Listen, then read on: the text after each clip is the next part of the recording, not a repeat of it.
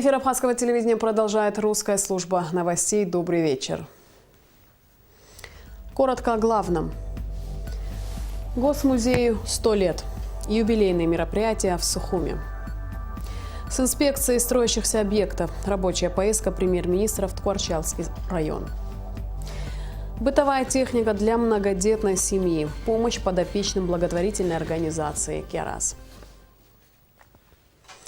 В среду, 20 декабря в 11 часов президент Рауль Хаджимба выступит с ежегодным посланием к Народному собранию парламенту Республики Абхазия.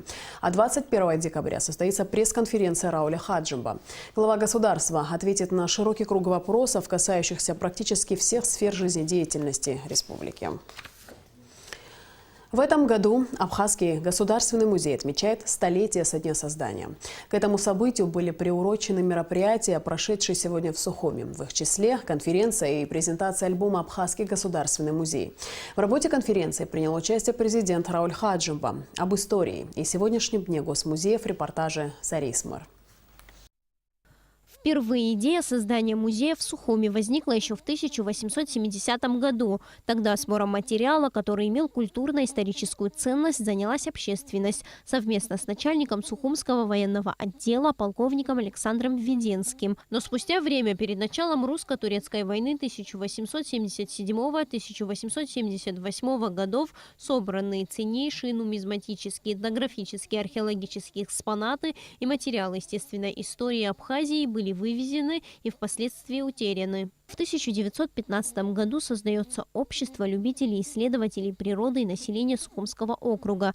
Его представители, передовая интеллигенция, вновь предпринимает меры по созданию музея, вследствие чего 17 мая 1917 года состоялось его официальное открытие. С юбилеем коллектив Абхазского государственного музея поздравил президент Рауль Хаджимба. В своем выступлении глава государства отметил, что Абхазский государственный музей хранит в себе богатейший опыт прошлых поколений, а также материальное и духовное богатство нашего народа. Музей ялшаз рацоп хтурухи этнографии рзы и хадараз аззарака инарцауланы рцараджа. Трудыхан а музей тнаживаз айзгапа, аштыхнах нарухопширге, эйлыххая абойт, шаай марьямыз, хцараварнапа, злакыз хкырацвала эйлаз анаукат проблемака. А музей корча ицраху, наски лапчаба и убойт, шишепсала эйкварханы яргаз, экспонатка. А музей матар, лапшахпа, эйдырхвалут и вейпшим амтака. Ахтыспа, алшар хартойт, уртрей чурпшала, яшо алгакар пацареги. Харахмилат пенткаррат музейги, ялшаху дарадза и рацоу. Глава государства передал в дар Абхазскому музею кинжал.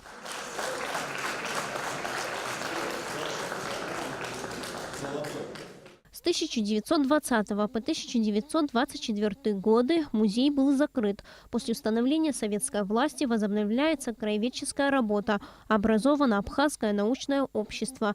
В 1924 году музей получает статус государственного. В 1933 году его директором назначается Иосиф Адзинба. И именно при нем здесь открывается историко-революционный отдел. В период с 1941 по 1945 годы собирается материал по участию граждан республики в борьбе с немецко-фашистскими захватчиками. В разное время к работе музея были причастны многие известные ученые, общественно-политические деятели республики, такие как Георгий Дзидзария, Шалва Иналыпа, Мушни Ласурия, Юрий Аргун, Алексей Аргун и многие другие. Сейчас директором музея является археолог Аркадий Джопуа. Очень большая работа, в частности, в нашем музее, в Государственном музее, проводится к привлечению посетителей. На самом деле это сверхзадача для музея в наше время. И хочется сказать, что один из важных пунктов нашего взаимодействия сейчас с Министерством культуры России, и для нас, кстати, самый сложный, это взаимодействие по музейному сотрудничеству. В рамках конференции состоялась презентация альбома «Абхазский государственный музей 1917-2017». В альбоме представлены все материалы и экспонаты музея. Издание готовилось специально к столетию. Над ней долгое время работали сотрудники музея и Министерства культуры и историко-культурного наследия Абхазии. На торжественное мероприятие, посвященное столетию Госмузея, приехали коллеги из России. Многие из них уже давно сотрудничают с Абхазским государственным музеем. Нас соединяют, как уже было сказано, конечно, и кровные, можно сказать, связи, которые относятся к очень большой древности адыго-абхазского единства. Но и, конечно, нас связывают многие десятилетия творчества, совместных исследований, выставочных проектов, экспедиций археологических, что тоже для нас всех очень важно и дает надежду на дальнейшее творчество, на дальнейшее сотрудничество. За 100 лет своего существования музей собрал более 250 тысяч экспонатов, имеющих огромное значение для историко-культурного наследия Абхазии. Более того, многие из них имеют и мировое значение. К таким экспонатам относится древнейшая стоянка в селе Яштхуа, уникальная каменная летопись флоры Абхазии, знаменитая древнегреческая мраморная стела. По словам его директора Аркадия Джопуа, в наши дни у музея большое количество посетителей, среди которых представители ученого мира, гости из дальнего и ближнего зарубежья. Царь Эсмыр, Роберт Ломи, Тимур Гугохи. Абхазское телевидение.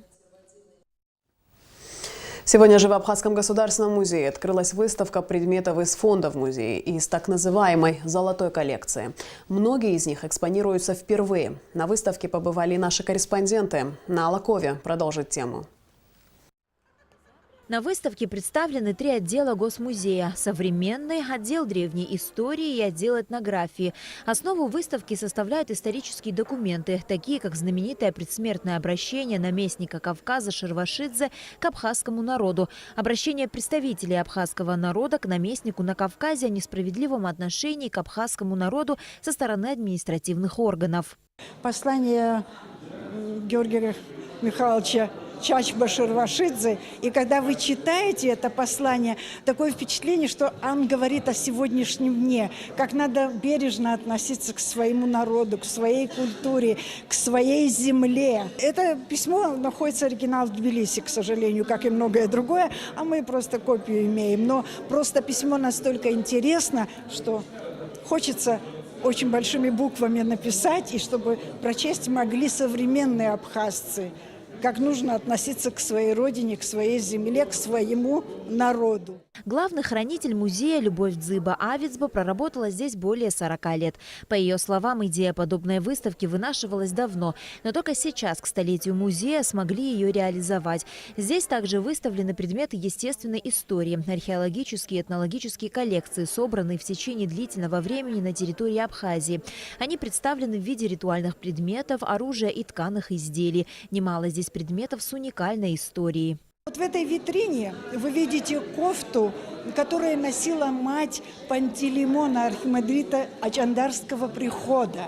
Вот он работал священником Ачандарского прихода, а его мать была по фамилии Богателия. Она носила вот эту кофту. И она, прожив столько лет, сохранилась вот в таком виде. Приглядеться, можно подумать, что эта мода совсем недавно была, кажется, когда приглядываешься, да? А вот столько лет она у нас сохранилась. Много предметов из коллекции археологов Гунба, Скакова, Джопуа и других. Золотые подвески, перстни, кресты, различные украшения. Большой интерес представляет собой вативная шпага. Считалось, что вативные дары, приносимые в дар божеству, исцеляют и исполняют желания.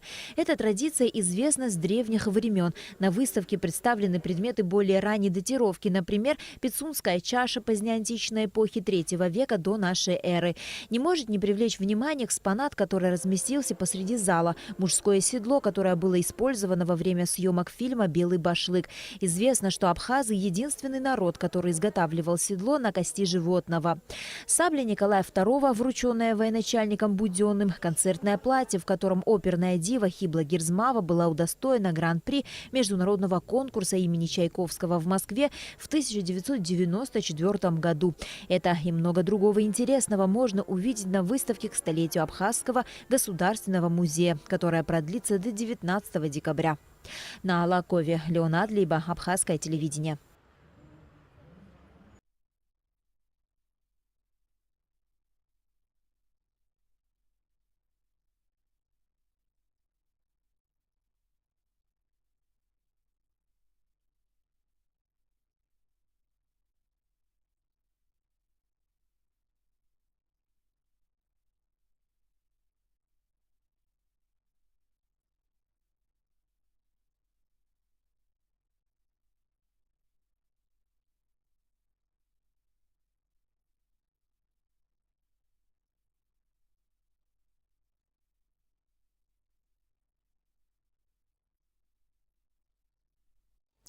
Как мы уже сообщали, в Брянске прошла 53-я сессия парламентского собрания Союза Беларуси и России. В статусе наблюдателей в заседаниях сессии приняла участие делегация Народного собрания парламента Республики Абхазия, которую возглавил спикер Валерий Кварча. В рамках мероприятий 53-й сессии парламентского собрания Союза Беларуси и России состоялась рабочая встреча Валерия Кварча с председателем Комитета Государственной Думы Федерального собрания России по делам Содружества независимых государств, евразийской интеграции и связям с соотечественниками Леонидом Калашниковым и членом этого комитета Казбеком Тайсаевым. В ходе встречи парламентарии обсудили большой круг вопросов сотрудничества парламента Абхазии и Государственной Думы Федерального собрания России. Сегодня премьер-министр совершил рабочую поездку в город Ткорчал. Беслан Барцыц проинспектировал объекты, восстанавливаемые в рамках инвестпрограммы и за счет средств из республиканского бюджета. Один объект будет сдан в эксплуатацию буквально на днях. Подробности в репортаже Ирины Аршба.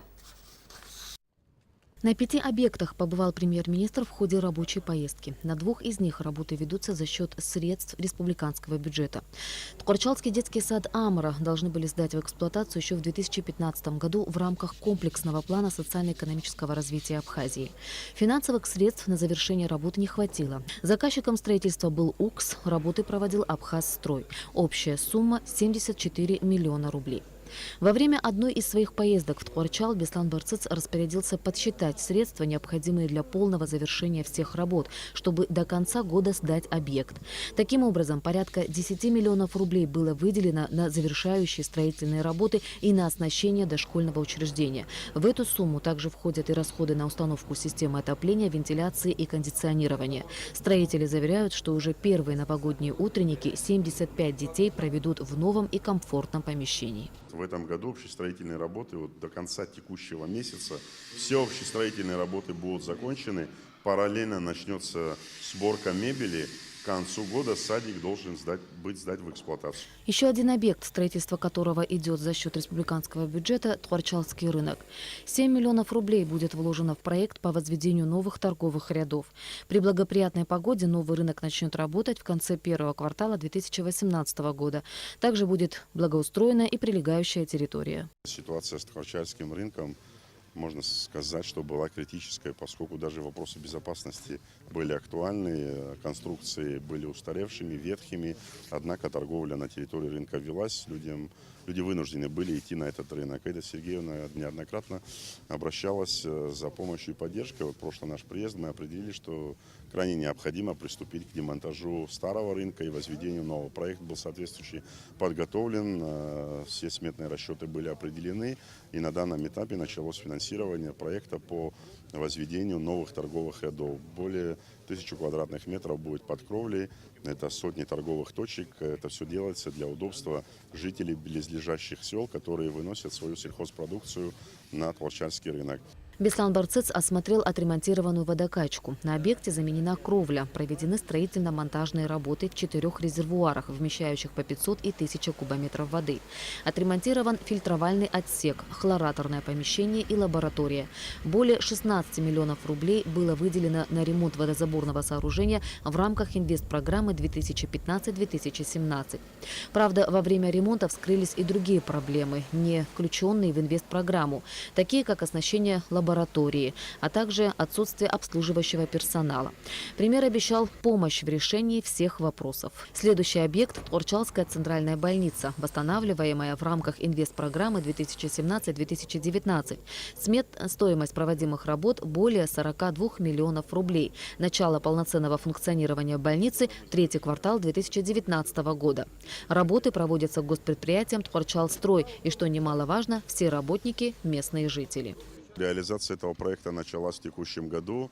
Лимиты, которые определены на текущий год, как говорят руководители, будут освоены своевременно и в срок. Работы идут хорошими темпами. Сдача объекта планируется в 2019 году, но учитывая многие моменты, можно сказать о том, что мы можем подвинуть сроки сдачи, поскольку общестроительные работы могут быть завершены досрочно. Помимо этого, второй этап – это оснащение больницы. На данном этапе можно будет уже ставить вопрос о поставках этого оборудования на следующий год. И мы сделаем все необходимое для того, чтобы не в 3-м квартале 2019 года, а гораздо раньше объект был сдан. Не только горожане, но и жители всего района с нетерпением ждут появления в Тхорчале новой современной больницы. Мы надеемся, что наша больница будет самой усовершенствованной. С кадрами у нас проблем нет. Конечно, узкие специалисты нам нужны, но по мере работы уже, если недостатки кадров будет, то к нам уже молодые специалисты обращаются, поэтому мы это имеем в виду. 4 километра дороги до села Бедия уже заасфальтированы в рамках инвестпрограммы 2017-2019. Также установлены 5 подпорных железобетонных стен. Общая протяженность всей дороги 11,5 километров. Сметная стоимость работ 60 миллионов рублей. На одном из участков пришлось изменить русло реки, так как река протекала слишком близко и размывала дорогу. На данном участке пришлось перекинуть русло реки, так как река подмывала дорогу. Дорога буквально вот здесь вот проходила. Глубина до реки составляла от дороги 10-12 метров. И мы решили перекинуть, и расширить дорогу. И вот здесь у нас вот такая вот картина получилась, благоприятная. Сейчас ее обустроим, все. Значит, подпорная стенка уже готова, длиной 44 метра.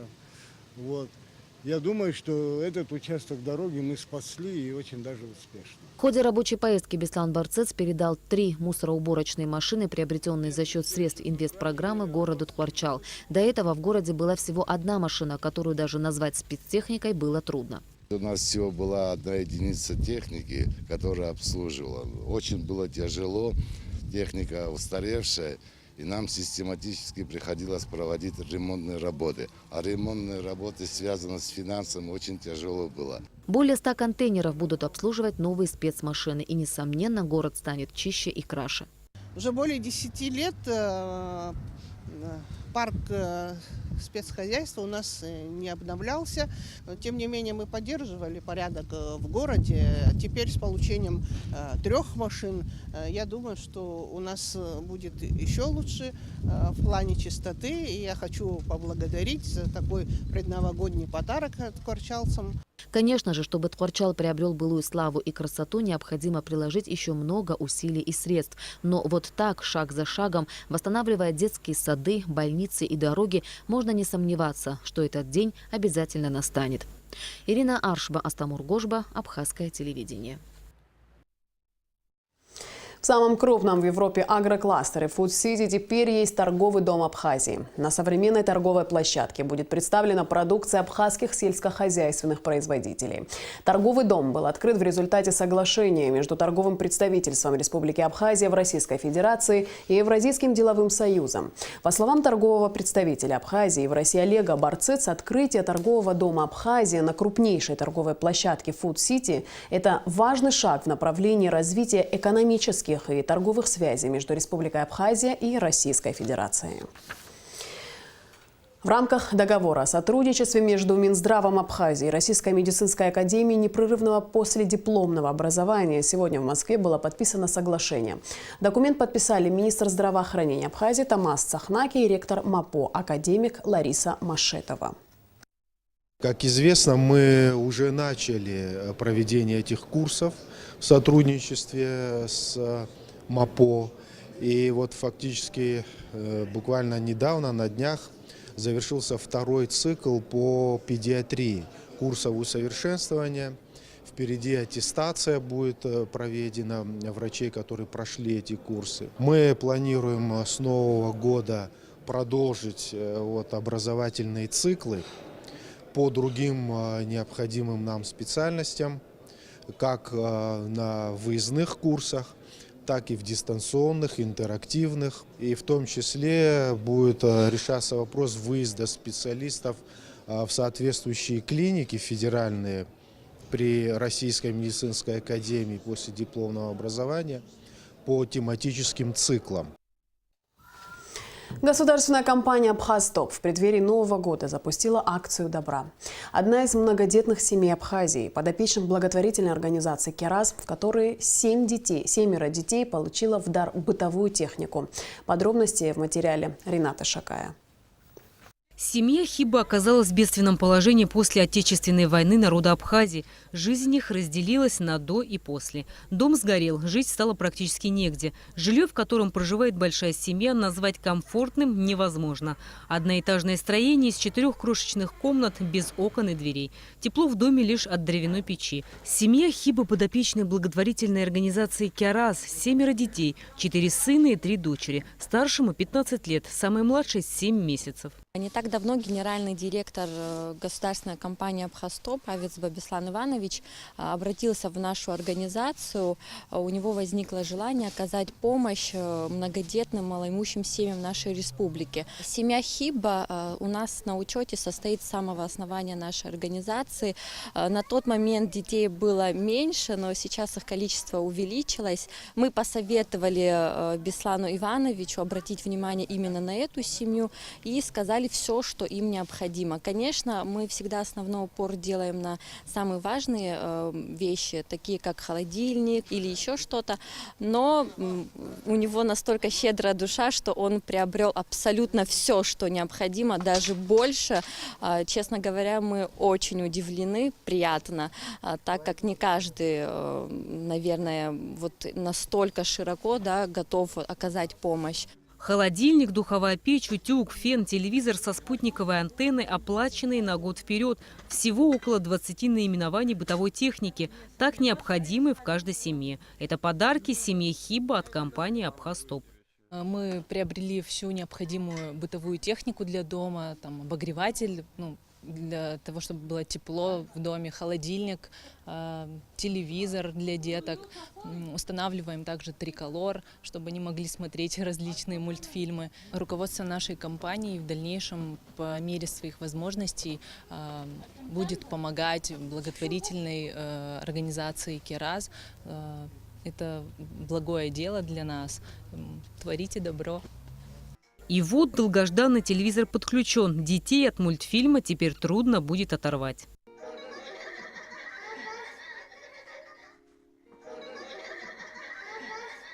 Старшие дети – активные участники всех мероприятий, проводимых в школе. В свободное время от учебы они присматривают за младшими братьями и сестрами. Сейчас семья остро нуждается в ванной комнате. В доме лишь холодная вода, которую качают в бак прямо из колодца. Хозяин дома начал строительство ванной комнаты, но завершить самому ему не под силу. Денег нет, да и здоровье не позволяет. Во время войны ему было всего 13 лет, получил ранение, и с тех пор физическая работа ему оказалась непосильна. Благотворительная общественная организация «Кераз» была учреждена в апреле 2015 года. Она осуществляет различные акции. Самая первая называлась «Тепло сердца». Чтобы согреть теплом в прямом и переносном смысле, собрали для малоимущих семей Абхазии зимние вещи. Сейчас организация поддерживает своих подопечных от продуктов до подстройки новых домов. Сотрудники компании «Абхазтоп» решили стать первыми в акции новогоднего добра и призывают всех принять в ней участие. На сегодняшний день происходит такая благая акция. Мы, как от лица государственной компании «Абхастоп», хотим сказать, призвать каждую государственную компанию, будь она частная, какая бы ни была на самом деле, призвать к тому, что раз в год можно сделать такие благотворительные акции. Каждая компания имеет возможность сделать добро, и мы, как говорится, передаем эстафету другим компаниям, другим людям, которые на самом деле сегодня являются директорами или главами каких-то компаний, чтобы они раз в год обращали внимание на тех людей, которым на самом деле нужна и требуется помощь. Передаем эстафету добра. Говорят, доброта заразна. Сделаешь одно доброе дело, увидишь результат, и уже хочется делать это снова и снова. Каждая такая история оставляет особенный след в детской душе. Осознание того, что вот эти добрые люди подарили настоящий праздник. И тогда уже сам ребенок не для отчета, а сам по себе будет творить добро. Рената Шакай, Артур Каланди, Абхазское телевидение. Ну а сейчас прогноз погоды. По сообщению Гидромедцентра, завтра в Абхазии ожидается облачная погода, временами дождь. Температура воздуха ночью +4, 9 днем 10-15 тепла. Температура морской воды +12.